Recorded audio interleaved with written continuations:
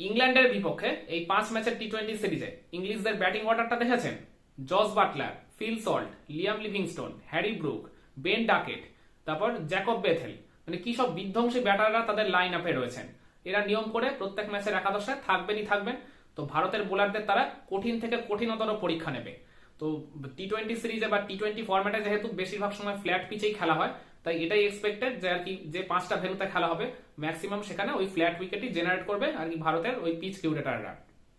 তো একমাত্র ওই চেন্নাই আর রাজকোট এই দুটো জায়গায় যে খেলা হবে সেখানে উইকেট কিছুটা হয়তো স্লো বা মন্থর হতে পারে, যেখান থেকে ওই স্পিনাররা কিছুটা এক্সট্রা বিট অফ অ্যাডভান্টেজ আদায় করলেও করতে পারে। কিন্তু যাই হোক, ওভারঅল যে ফ্ল্যাট পিচেই খেলা হবে, বোলারদের জন্য যে পরীক্ষাটা যথেষ্ট চ্যালেঞ্জিং বা কঠিন হতে চলেছে এটা এখন বলাই বাহুল্য। তো ভারতের বোলারদের মূল টার্গেটটাই থাকবে ইংলিশদের ওই ব্যাটিং অর্ডারটা যত দ্রুত সম্ভব গুটিয়ে ফেলা। পাওয়ার প্লের মধ্যে অন্তত যেন 1 থেকে 2টা মানে ব্রেক থ্রু তারা যেন ওই জায়গায় নিয়ম করে এনে দিতেই পারেন। সেই কাজটা মূলত ওই পেস বোলারদেরই করতে হবে। ওই আশদীপ সিং, তারপর হর্ষিত রানা, মোহাম্মদ শামি থেকে শুরু করে ওই যে আপনার ওইদিকে যদি নীতিশ কুমার রেড্ডি খেলে, তো তাদেরকে ওই দায়িত্বটা নিতে হবে। কিন্তু মানে সবচেয়ে যেটা ইম্পর্টেন্ট সেটা হচ্ছে মিড ওভার্সটা, মানে ওই 7 নম্বর ওভার থেকে 15 নম্বর ওভার, এই মাঝের 9টা ওভারে আর কি মানে ম্যাচের পার্থক্য মূলত গড়ে দিতে পারে। অবশ্য আর কি স্লগ ওভারের 5টা ওভারও খুবই ইম্পর্টেন্ট, কিন্তু এই মিড ওভারসটা আর কি বলে দেবে যে ম্যাচের রাশটা কোন দল নিজেদের পকেটে নিতে চলেছে।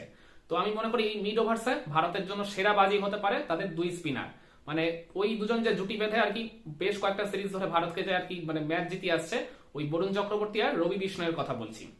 এই দুজনের দিকে ভারত কিন্তু প্রবলভাবে তাকিয়ে থাকবে ওই 7 নম্বর ওভার থেকে 15 নম্বর ওভার, এই মাঝের 9টা ওভারের দিকে, যাতে তারা টিমকে ওই জায়গায় প্রপার ব্রেক থ্রু গুলো এনে দিয়ে আর কি ম্যাচটা ভারতের দিকে আর কি ঝুঁকিয়ে দিতে পারেন। তো আর কি এই দুজনের উপর এমনি এমনি ভরসা করছি না। তারা আর কি যে গত বছর মানে 2024-এ যে 7খানা টি-20 খেলেছে, মানে বরুণ চক্রবর্তী সবকটাই খেলেছে, রবি বিষ্ণই সবকটা খেলেননি। তিনি ওই বাংলাদেশের বিপক্ষে প্রথম 2 ম্যাচ ডাগ আউটে বসেছিলেন, লাস্ট ম্যাচ তিনি খেলেছিলেন। তো বরুণ চক্রবর্তী যে 7টা টি-20 তিনি খেলেছেন, তার অসাধারণ অনবদ্য পারফরমেন্স তিনি অন দ্য ফিল্ড জেনারেট করেছেন।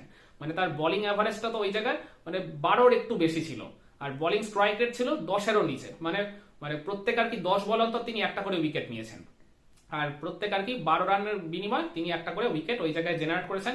মানে তিনি আর কি যেভাবে আর কি বোলিং গুলো করেছেন, মানে যে লাইন লেন্থটাকে প্রপারলি ইউজ করেছেন, মানে উইকেটের যে আর কি মানে প্রপার একদম জোনটা, মানে যেটা একদম স্পিনারদের জন্য একদম বলতে গেলে স্মুদি লেন্থ, তিনি সেই আর কি লেন্থটাকে ইউজ যেমন করেছেন খুব ভালোভাবে, তেমনি একই সাথে তার ওই যে চমৎকার যে বুদ্ধিমত্তা, মানে ওই জায়গায় তার যে মিস্ট্রি স্পিনিং, ব্যাটারদের ভরকে দেওয়ার যে সব রকম মানে ভান্ডার তার হাতে মজুত রয়েছে, এটাও তিনি ওই অন দ্য ফিল্ড জেনারেট করেছেন।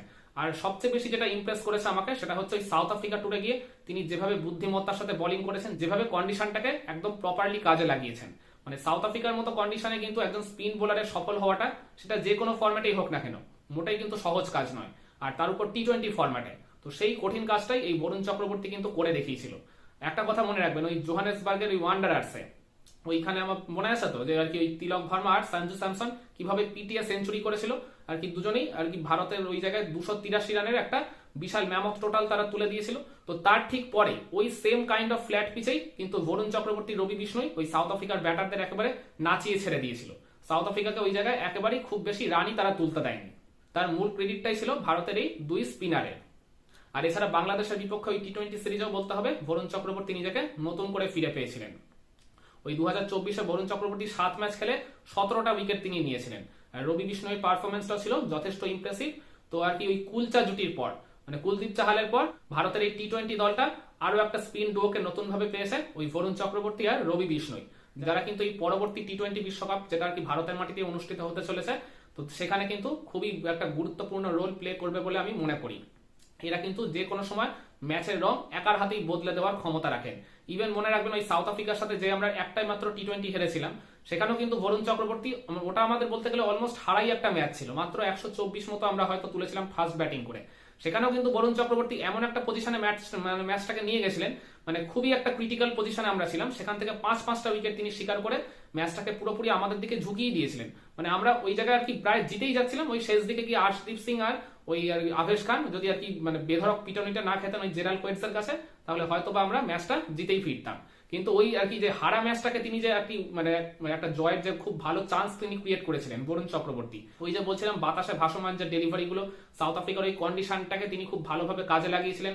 ওই জায়গায় কিছুটা এক্সট্রা বিট অফ সুইংও তিনি জেনারেট করেছিলেন। আমি মানে এই জিনিসটা আর কি খুবই আর কি অবাক করেছিল, পার্টিকুলারলি ওই সেকেন্ড ম্যাচটার কথাই বলছি। আর এছাড়া যে আর কি উইকেট থেকে 4-5 মিটারের যে লাইন লেন্থটা রয়েছে সেটাকে খুব ভালোভাবে তিনি কাজে লাগিয়েছেন। এই পার্টিকুলার লেন্থটা কিন্তু এই ইংল্যান্ডের ব্যাটারদের এগেনস্টও কাজে লাগাতে হবে, কারণ ইংল্যান্ডের এই ব্যাটিং লাইন আপে জস বাটলার আর ওই হ্যারি ব্রুক ছাড়া সেভাবে স্পিনটা কিন্তু কেউই ভালোভাবে খেলতে পারে না।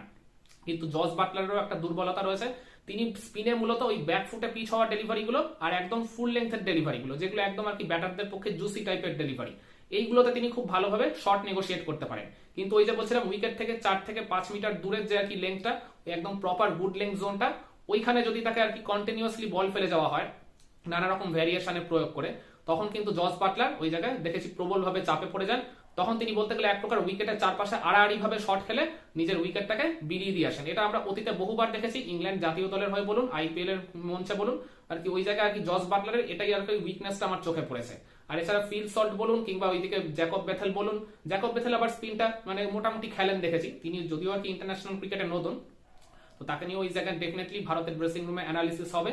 তো ওই জায়গায় আমি বলছিলাম যে একমাত্র জস বাটলার আর হ্যারি ব্রুক, এই দুজন ছাড়া কিন্তু মানে ইংল্যান্ডের ব্যাটিং লাইন আপে সেভাবে ভালো স্পিন কিন্তু কেউই খেলতে পারেন না। তো বরুণ চক্রবর্তী, রবি বিষ্ণয়ের মূল কাজটাই থাকবে ওই মিড ওভার্সে 7 থেকে 15 ওভারের মধ্যে ওই ইংল্যান্ডের ব্যাটিং লাইন আপের মেরুদণ্ডটা ভেঙে দেওয়া। আর এছাড়া তাদের সাহায্য করতে ডেফিনেটলি থাকবেন কোনো না কোনো ম্যাচে ওয়াশিংটন সুন্দর অথবা আকসার প্যাটেল। তো আপনারাও কি আমার মতোই মনে করেন যে ইংল্যান্ডের ব্যাটিং লাইন আপকে একেবারে গুড়িয়ে দেওয়ার জন্য, তাদেরকে যত দ্রুত সম্ভব অল আউট করে দেওয়ার জন্য ভারতের টিম ম্যানেজমেন্টের এই বরুণ চক্রবর্তী, রবি বিষ্ণই এই স্পিন জুটির দিকেই তাকেই থাকতে হবে, তারাই সবচেয়ে বড় রোলটা ওই জায়গায় প্লে করবেন? কমেন্ট করে আপনার মতামতটা জানাবেন নাকি?